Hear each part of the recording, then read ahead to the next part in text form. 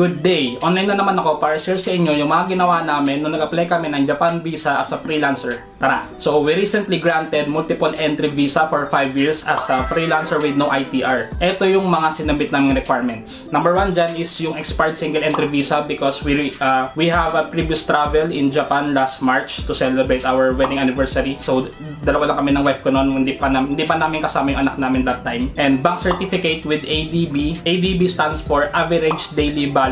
Me and my wife, tag-isa kami. And most important is a letter bakit wala kayong ITR. So, explain nyo lang doon bakit hindi kayo makapag-provide na ITR. Because kasi ang ITR kasi is ayun yung pinaka-importanteng requirement when applying for a visa. Not presenting such requirement is kailangan talaga ng explanation. So, mamaya ipoprovide ko yung template na ginamit ko or yung letter na ginamit ko so that you can use it. Then, meron din kaming guarantor form for our daughter kasi kami yung gagastos para sa kanya. So, ipoprovide naman yun ng travel agency pa nag-apply kayo. Then, syempre, Japan visa application form with picture. So, dun sa picture, punta lang kayo sa mga electronics, ganyan. Then, sabihin nyo for Japan visa. Alam na nila yun. Then, syempre, multiple entry application form. So, me and my wife are planning to go to Osaka this March 2024 with our daughter kasi we are planning to celebrate our 4th year anniversary there. Kasama na yung kasama ni anak namin kasi last year hindi nga siya nakasama. So ang travel history namin is Japan saka Hong Kong pa lang. So nag-submit kami on December 11, 2023. Then sabi ng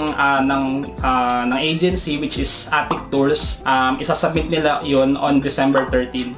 Then 2 days after tumawag na sila, then may result na. Then nakuha namin yung passport namin on December 16. Yun nga, granted multiple entry for 5 years. So 2 days lang yung pinaka-processing, so napakabilis, di ba? So ito yung tips and questions. So question is, kailangan pa ba ng COE? Most likely hindi na kasi actually nag-provide ako.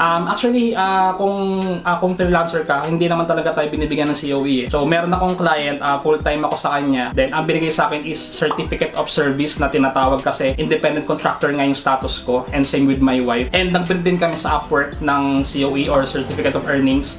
Pero hindi naman siya kinuha ng agency kasi hindi na raw kailangan. So to answer your question, hindi na kailangan ng COE. Tapos kung walang ADB sa bank certificate mo, kailangan mo mag-submit ng 3 months bank statement. Pero normally kasi binibigay naman yung bank certificate with ADB naman talaga siya. So mas okay kung merong current balance din. And ang pinaka-tip ko is dapat yung ADB nyo is nasa 6 digits para sure na approve. Pero may mga mangilan-ngilan pa rin naman na hindi 6 digits yung ADB nila, na-approve pa rin naman. So ang ano kasi is hindi naman talaga dinidisclose ng Japan Embassy yung reason bakit approve or denied ang isang applicant.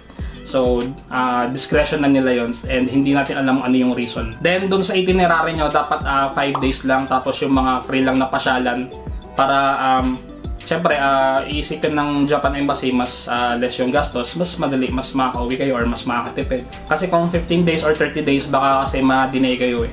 So, dapat 5 days lang. Kasi inisip din nila yung baka maubos kayo ng pera, ganyan. Ayun, dapat 5 days lang. Then ito yung nilagay namin dun sa reason why gusto namin kumuha ng multiple entry visa. So ayan, tinan nyo na lang, kopyahin nyo na lang. So far, na-approve naman yung aming multiple entry. Tapos kung may previous travel kayo like kami, we've been to Hong Kong and Japan recently. So plus points yun na ma-approve kayo sa multiple entry since frequent traveler kayo kung tawagin, di ba? Then yun nga, i-share ko yung template na ginamit ko for the letter bakit walang ITR sa comments, so tingnan nyo na lang. So para sa akin, ang pinaka-importante points ng application natin for a visa is yung average daily balance talaga ng ating bank accounts. Kasi doon nila titignan yung kung regular ba yung transactions or magkano ba yung pumapasok sa account nyo. So para sa akin yun ang kailangan nyo i-maintain. Mas okay kung pareho kayo ng wife mo or ng husband mo kumuha ng ADB, then pwede kasi ipag-combine nila yon, then mangyayari syempre pagka kinombine mas malaki yung income, di ba? So ayun. Sorry, singin ko lang regarding dun sa video natin about visa application. So sa anak nyo kailangan yung mag-submit ng birth certificate kasi para malaman nila or yun yung magiging proof na anak nyo nga siya, kasi kayo nga yung magiging guarantor niya when you're going to visit sa Japan. And kung mag-asawa naman kayo mag-apply, kailangan nyo ng marriage contract and birth certificate kung first time applicant na kayo. Pero kung pangalawang beses nyo na mag-a-apply, hindi nyo na kailangan magsabit ng kahit anong certificate from PSA. So, and kailangan yung birth certificate nyo, marriage certificate is dapat bago siya, less than a year yung issued date. So, kasi kung expired na yun, hindi na expired. Kasi kung 1 year or more na yung birth certificate nyo or marriage certificate, hindi siya tatanggapin ng embassy. So, yun lang. And that's it for this video. So, sana natulungan ko kayo and good luck on your visa application and comment ka naman kung na-approve ka. See you on the next video.